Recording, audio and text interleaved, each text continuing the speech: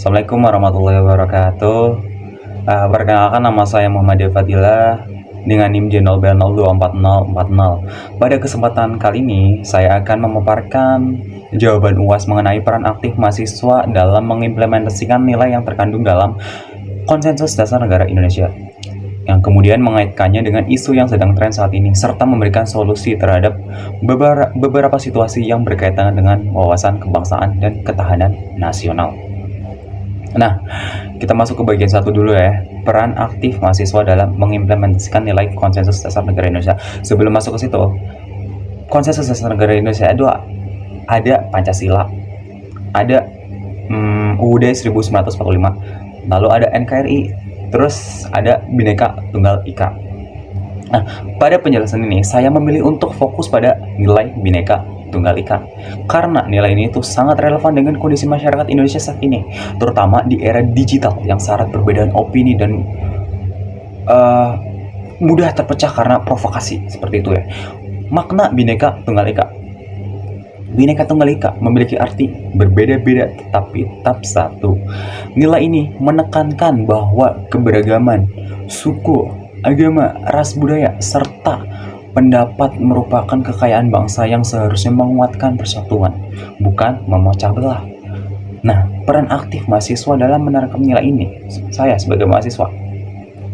Jadi, kita memiliki kedudukan strategis. Kita bukan hanya sekedar pelajar, tetapi juga intelektual muda yang berperan sebagai agen perubahan, penjaga moral, serta pengontrol sosial. Peran aktif mahasiswa dalam mengimplementasikan Bhinneka Tunggal Ika antara lain. Yang pertama, itu bisa menghargai perbedaan teman di kampus, baik perbedaan agama, suku, maupun budaya. Mahasiswa harus menjadi contoh sikap inklusif yang tidak mudah memberi label negatif kepada kelompok lain.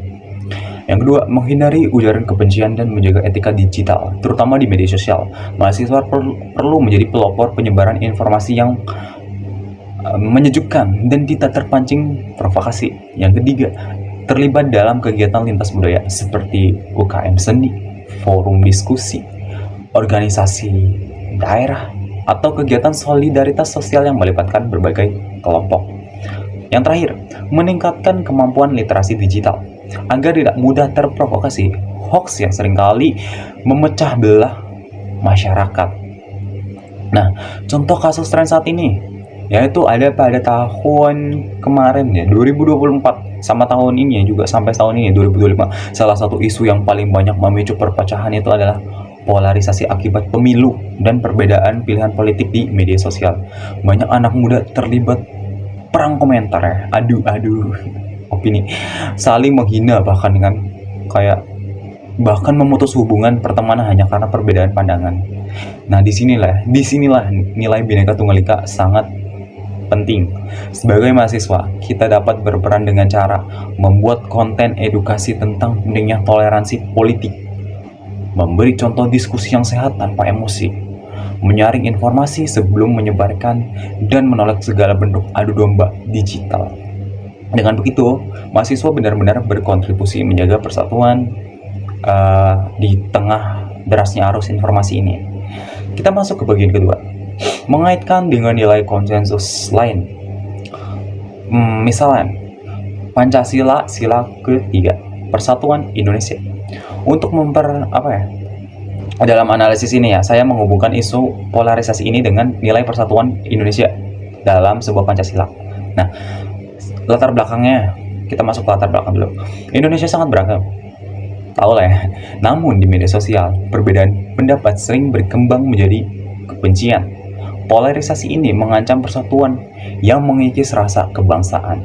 Masalah yang muncul banyak, meningkatnya konflik pendapat antar kelompok muda, penyebaran berita palsu yang membesar-besarkan perbedaan, minimnya literasi digital di kalangan pengguna media sosial, dan rendahnya sikap menghargai opini berbeda.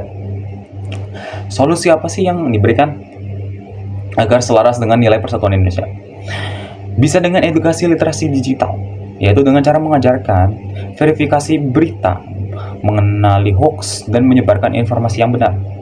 Lalu yang kedua, bisa membangun ruang diskusi yang sehat. Jadi mahasiswa bisa memulai forum diskusi kampus mengenai politik yang santun dan tidak provokatif. Yang ketiga, menguatkan toleransi, menyampaikan bahwa perbedaan pilihan politik adalah hal wajar dalam demokrasi. 4.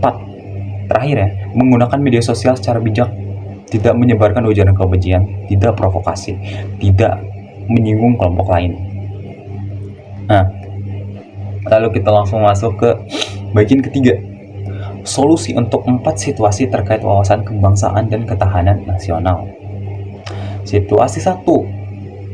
Penyebaran hoax politik di kampus. Solusinya bisa mahasiswa membentuk tim edukasi literasi digital, menyebarkan klarifikasi melalui grup kampus, dan mengadakan seminar identifikasi hoax. Situasi kedua, konflik antara mahasiswa karena perbedaan agama.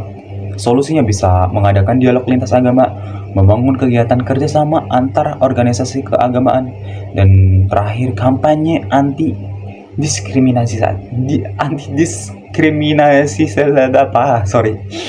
dan kampanye anti-diskriminasi seperti itu. Maaf lepot. Nah, situasi ketiga, meningkatnya perundungan digital dalam komunitas mahasiswa. Solusi yang bisa diberikan adalah mempromosikan budaya upstander, berani membela korban, melaporkan perundungan ke pihak kampus, dan mengadakan kampanye anti-bullying. Situasi keempat, rendahnya kesadaran wawasan kebangsaan.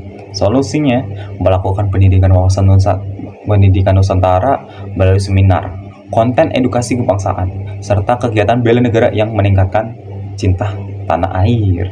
Seperti itu. Demikian pemaparan saya mengenai peran aktif mahasiswa dalam mengimplementasikan nilai konsensus dasar negara Indonesia, pengaitan dengan isu terkini, serta solusi dan beberapa situasi yang berkaitan dengan ketahanan nasional.